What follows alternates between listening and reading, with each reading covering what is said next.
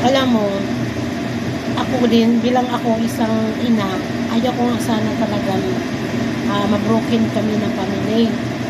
Kaya nga, ako nag-asawa ako, 33 na. 33 na ako ng anak. Sabi ko sa sarili ko, hindi ko, ibahin ko yung mundo ko. Gusto ko nandyan yung, kahit nung nalaga pa ako, pangarap ko talaga na buo yung pamilya ko. Pero wala akong magawa eh. Binago ng kapalaran. Gustuhin ko man, pero ako lang, paano naman gagawin ko kung ako lang lumalaban, di ba? Masakit din sa akin. Kaya, kasi naman yung ama kasi ng anak ko, wala kasi siyang trabaho. Panay inom, wala trabaho. 5 years na kami, wala kaming sariling bahay. Kada utang-utang pa ako. Lubog ako sa utang. Alam mo ba kung saan yung utang na yun? Ako lang nagbabayad hanggang ngayon. Oo. So kaya nakadesisyon ako na mag-abroad sa Saudi. Hindi na kami okay noon. Nag-abroad ako, ni piso wala siyang binigay sa akin. Sa akin yun. Hanggang sa hindi ako naging successful doon, nakauwi ako ng Saudi. Ngayon, nandito na ako sa Hong Kong. Hong Kong ako, ni piso din, walang binigay yung ama ng anak ko. Nakadesisyon ako sa buhay ko na talagang hindi ko nababalikan yung ama ng anak ko. Kahit anong mangyari. Kung ayaw man ng anak ko, hindi siya hadlang para balikan ko yung ama niya.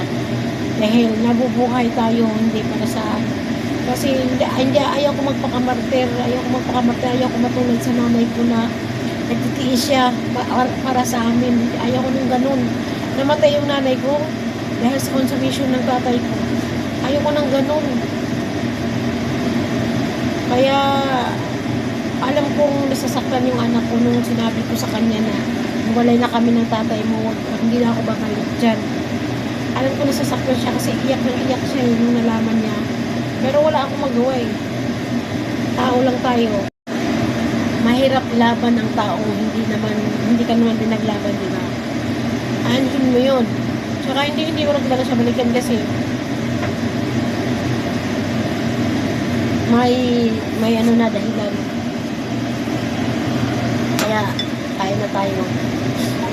So ngayon nandito na ako, malaki na yung sahod ko, nakabahay, may note din na akong inaano kaso hindi pa sa akin kasi nagbabayad pa lang ako.